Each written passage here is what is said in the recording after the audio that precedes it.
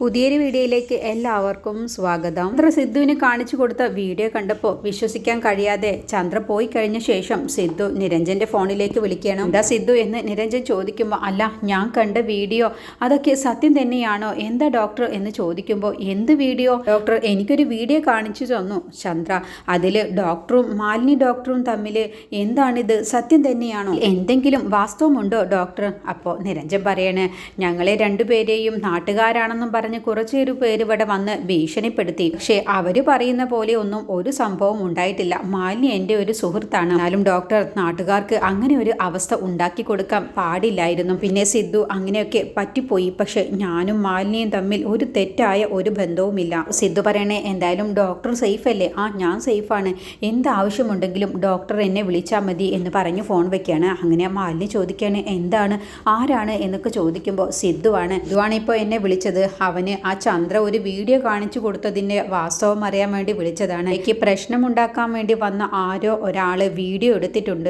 ആ വീഡിയോ ആണ് ഇപ്പോൾ ചന്ദ്ര സിദ്ധുവിനെ കാണിച്ചു കൊടുത്തത്. സിദ്ധുവിൻ്റെ ശത്രുവാണ് ചന്ദ്ര. അവൾക്ക് ഈ വീഡിയോ കിട്ടിയിട്ടുണ്ടെങ്കിൽ പിന്നെ ഉറപ്പായും ജയശങ്കർ സാറിൻ്റെ വീട്ടിലേക്ക് ഇത് കിട്ടിയിട്ടുണ്ടാവും. അക്ഷരയുടെ കയ്യിൽ ഈ വീഡിയോ കണ്ടിട്ടുണ്ടാവും. ഇനിയിപ്പോൾ എന്തൊക്കെ പ്രശ്നങ്ങളാണാവോ ഉണ്ടാവാൻ പോകുന്നത്. അക്ഷര എന്തെങ്കിലും കടുങ്കൈ ചെയ്യുമോ എന്നുള്ള പേടിയാണ് എനിക്ക്. ഏതായാലും ഞാൻ പെട്ടെന്ന് തന്നെ വീട്ടിലേക്കൊന്ന് പോവട്ടെ, എന്നിട്ട് അവരോടൊക്കെ കാര്യങ്ങൾ പറഞ്ഞ് മനസ്സിലാക്കണം. അപ്പോൾ മാലിനി പറയണ, അവരോട് കാര്യം പറഞ്ഞാൽ മനസ്സിലാകുമോ? പ്രത്യേകിച്ച് ഭാര്യയ്ക്ക് ഇതൊക്കെ പറഞ്ഞത് കേട്ടാലൊന്നും ഒരിക്കലും ഒരു ഭാര്യയ്ക്കും ഇത് മനസ്സിലാവാനും ഉൾക്കൊള്ളാനും കഴിയില്ല. എന്നാലും ഞാനൊന്ന് ശ്രമിച്ചു നോക്കട്ടെ. എന്തായാലും മാലിനി കഥകൊക്കെ കുറ്റിയിട്ട ശേഷം ഉറങ്ങാൻ നോക്ക്.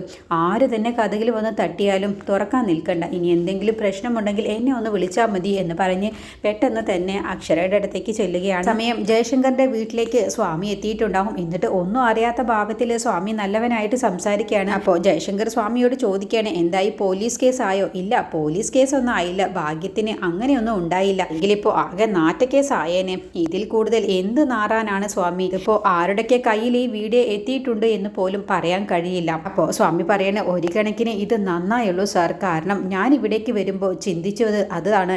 ഇനിയിപ്പോൾ മാലിനിയുടെ വീട്ടിലേക്ക് നിരഞ്ജൻ സാറിന് പോവാൻ ഒരു ചെറിയ മടി ഉണ്ടാവും. അതുപോലെ മാലിനിക്കും നിരഞ്ജനെ ഇനി അവിടേക്ക് വിളിച്ചു വരുത്താൻ ഒരു മടിയുണ്ടാവും. അപ്പോൾ ഇതുകൊണ്ടൊരു ഗുണമാണ് ഉണ്ടായത്, എനിക്കങ്ങനെയാണ് തോന്നുന്നത്. ജയശങ്കർ പറയണ, അല്ല സ്വാമി, എനിക്കങ്ങനെയല്ല തോന്നുന്നത്. രണ്ടുപേർക്കും വാശി കൂടുമോ എന്നാണ് എനിക്ക് തോന്നുന്നത്. അങ്ങനെ ആവുമ്പോൾ ഇനി അത് കൂടുതൽ പ്രശ്നമല്ലേ ഉണ്ടാവുക? അപ്പോൾ സ്വാമി പറയണ, ഇല്ല, അവർക്ക് രണ്ടുപേർക്കും ഇനി വാശിയൊന്നും ഉണ്ടാവില്ല. എനിക്ക് ഉറപ്പാണ്, അവർ തമ്മിലുള്ള കൂടിക്കാഴ്ച ഇനി ഇല്ലാതാവുകയാണ് ചെയ്യുക സാർ. എന്തായാലും ജയശങ്കർ സാർ നിരഞ്ജൻ സാറിനോട് കടുത്തൊന്നും പെരുമാറാൻ നിൽക്കണ്ട. കാരണം മുതൽ നിരഞ്ജൻ സാറിനെ ദേഷ്യം പിടിപ്പിച്ചാൽ എന്ത് തീരുമാനം എടുക്കാനും നിരഞ്ജന് സാധിക്കും. അതുകൊണ്ടാണ് ഞാൻ ഇങ്ങനെയൊക്കെ പറഞ്ഞത്. അതുകൊണ്ട് കുറച്ച് കരുതലോടുകൂടി വേണം ജയശങ്കർ സാർ നിരഞ്ജനോട് പെരുമാറാനേ എന്നൊക്കെ പറഞ്ഞ് സ്വാമി ജയശങ്കറിനെ ഒന്ന് ഉപദേശിക്കുകയാണ്. ഈ സമയം ഇത് കണ്ടുകൊണ്ട് ആ വീഡിയോ കണ്ട അക്ഷര അങ്ങ് പൊട്ടിക്കരയുകയാണ്. അപ്പോൾ അപ്പച്ചിങ്ങനെ സമാധാനപ്പെടുത്തുകയാണ്, മോളെ, ഇതിലൊക്കെ സത്യാവസ്ഥയുണ്ടോ എന്ന് പറയാൻ കഴിയില്ലല്ലോ. എന്ത് സത്യാവസ്ഥയാണെങ്കിലും ഇതിനൊക്കെ ഈ വീഡിയോ എടുക്കാനുള്ള അവസരം ഉണ്ടാക്കി കൊടുത്തത് അത് അദ്ദേഹമല്ലേ? എന്തിനാണ് ഈ രാത്രിയിലൊക്കെ മാലിനിയുടെ വീട്ടിലേക്ക് അദ്ദേഹത്തിന് പോവേണ്ട എന്താവശ്യമാണുള്ളത്? കാര്യം കുറ്റപ്പെടുത്തിയിട്ട് ഒരു കാര്യവുമില്ല. അദ്ദേഹം എന്നെയും ശ്രുതിമോളെയും കുറിച്ച് ഓർത്തില്ലല്ലോ എന്ന് പറഞ്ഞ് അക്ഷര പൊട്ടിക്കരയണ്ട. അപ്പോൾ കാഞ്ചന പറയണ, മോളെ, ഇതിൻ്റെ സത്യാവസ്ഥ എന്താണെന്നുള്ളത് നമുക്കറിയില്ലല്ലോ. ഈ വീഡിയോ ഇപ്പോൾ അയച്ചു തന്നത് തങ്കച്ചിയല്ലേ? അപ്പോൾ തങ്കച്ചി തന്നെ മാലിനിയുടെ വീട്ടിലേക്ക് ആളുകളെ പറഞ്ഞു വിട്ടതാണെങ്കിലോ, എന്നിട്ട് തങ്കച്ചി തന്നെ വീഡിയോ എടുത്തതാണെങ്കിലോ, അതുകൊണ്ട് ഇതിലെന്തെങ്കിലും ചതിയുണ്ടോ എന്ന് പോലും പറയാൻ കഴിയില്ല. മോൾ ഇതൊക്കെ കണ്ട് വെറുതെ സങ്കടപ്പെടാൻ നിൽക്കണ്ട. അപ്പച്ചി വെറുതെ അദ്ദേഹത്തെ ന്യായീകരിക്കാനൊന്നും നിൽക്കണ്ട. തെറ്റ് തന്നെയാണ്. അദ്ദേഹം എന്തിനാണ് ഈ അസമയത്ത് മാലിനി ഒറ്റയ്ക്ക് താമസിക്കുന്ന ഈ വീട്ടിലേക്ക് എന്തിനാണിപ്പോൾ അദ്ദേഹം ഈ രാത്രിയിൽ പോയത്? അത് എന്തിൻ്റെ പേരിലാണെങ്കിലും ശരി, നാട്ടുകാർ അതിനെ കാണുക അവിഹിതം എന്നുള്ള പേരിൽ തന്നെയാണ്. സ്ഥാനത്ത് മറ്റൊരു പെണ്ണായിരുന്നെങ്കിൽ ഇപ്പോൾ കെട്ടിത്തൂങ്ങി ചത്തേനെ. ഞാനത് ചെയ്യാത്തത് എനിക്ക് മരിക്കാനുള്ള പേടി കൊണ്ടല്ല അപ്പച്ചി, എൻ്റെ മോളെ ഓർത്തിട്ട് മാത്രമാണ്. ഞാൻ മരിച്ചാൽ എൻ്റെ ശ്രുതിമോള് തനിച്ചാവില്ലേ, അതുകൊണ്ട് മാത്രമാണ് ഞാൻ ആത്മഹത്യ ചെയ്യാതിരിക്കുന്നത്. അവരോട് നീതികേട് കാണിച്ചാലും എൻ്റെ മോളോട് എനിക്ക് നീതികേട് കാണിക്കാൻ കഴിയില്ലല്ലോ അപ്പച്ചി. ഇനി എൻ്റെ ജീവിതം ഒരിക്കലും പഴയതുപോലെ ശരിയാവില്ല. എൻ്റെ ജീവിതം തകർന്നു അപ്പച്ചി, ഞാൻ ഇനി എന്ത് ചെയ്യും അപ്പച്ചി എന്നൊക്കെ പറഞ്ഞ് അക്ഷര പൊട്ടിക്കരയുകയാണ്. അക്ഷരയുടെ ആ സങ്കടം കാണുമ്പോൾ കാഞ്ചനയ്ക്ക് സഹിക്കാൻ കഴിയുന്നില്ല. അങ്ങനെ കാഞ്ചന അക്ഷരയെ ചേർത്ത് പിടിച്ചുകൊണ്ട് ആശ്വസിപ്പിക്കുകയാണ്. അപ്പോഴത്തേക്കും നിരഞ്ജൻ അവിടേക്ക് വരികയാണ്. എന്നിട്ട് ഒരു കൂസലുമില്ലാതെ നിരഞ്ജൻ അങ്ങ് അകത്തേക്ക് കയറി പോകുമ്പോൾ ജയശങ്കർ ചോദിക്കുകയാണ്, എന്നാ അവിടെ നിന്ന് നിരഞ്ജ, എനിക്ക് ചില കാര്യങ്ങൾ ചോദിക്കാനുണ്ട്. ആ ചോദിക്കാൻ പോകുന്ന കാര്യം എന്താണെന്നുള്ളത് എനിക്കറിയാം. മാലിനിയുടെ വീട്ടിൽ നടന്ന സംഭവത്തെക്കുറിച്ചാണെങ്കിൽ എനിക്ക് കൂടുതലൊന്നും പറയാനില്ല. കാരണം ഞാൻ അതിൽ നിരപരാധിയാണ്. എൻ്റെ കൂടെ ജോലി ചെയ്യുന്ന ഒരാളോട് സംസാരിക്കുന്നതിലും അവിടേക്ക് പോകുന്നതിലും തെറ്റുണ്ടെന്ന് എനിക്ക് തോന്നുന്നില്ല.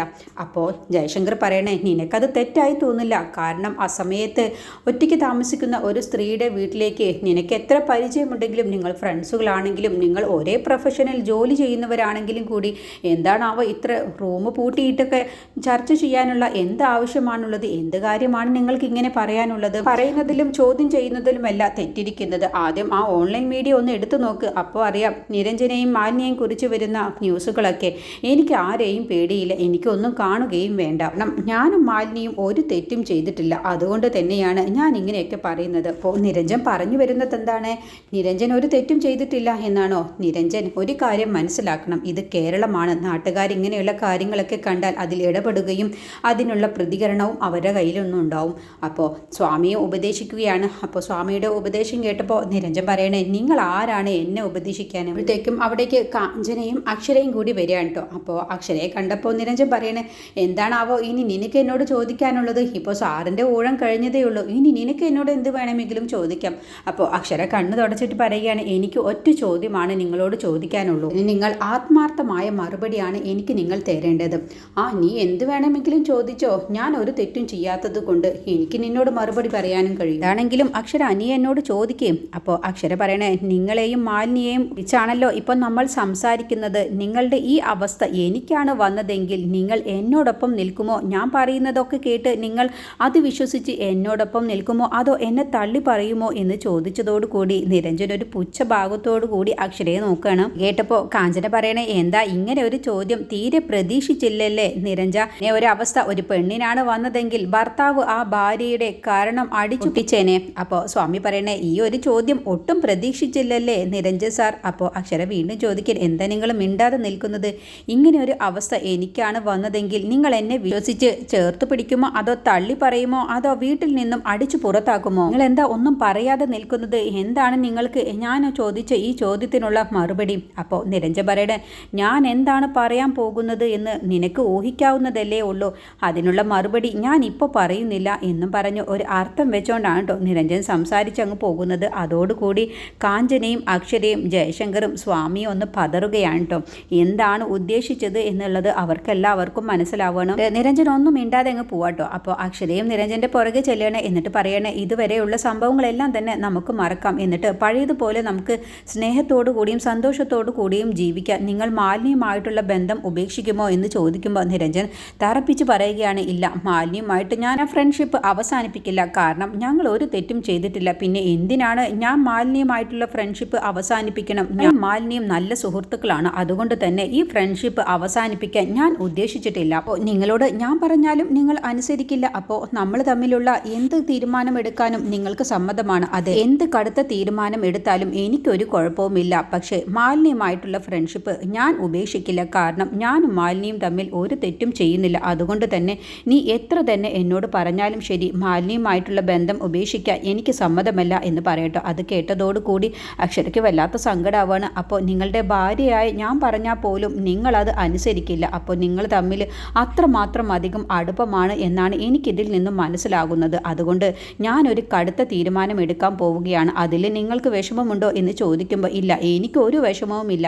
നീ എന്ത് കടുത്ത തീരുമാനം എടുത്താലും എനിക്കൊരു കുഴപ്പവുമില്ല എന്നും പറഞ്ഞുകൊണ്ട് നിരഞ്ജൻ അങ്ങ് പോവാട്ടോ. അങ്ങനെ അക്ഷര നിരഞ്ജനുമായിട്ടുള്ള ബന്ധം അവസാനിപ്പിക്കാം എന്നുള്ള തീരുമാനമെടുക്കാം. അല്ലാതെ ഇദ്ദേഹം ഇനി ഇങ്ങനെ പോയാൽ ശരിയാവില്ല എന്ന് ഉദ്ദേശിച്ചുകൊണ്ട് തന്നെ നിരഞ്ജനുമായിട്ടുള്ള ബന്ധം അവസാനിപ്പിക്കാം എന്ന് അക്ഷര അങ്ങ് തീരുമാനമെടുക്കാൻ പോവുകയാണ്.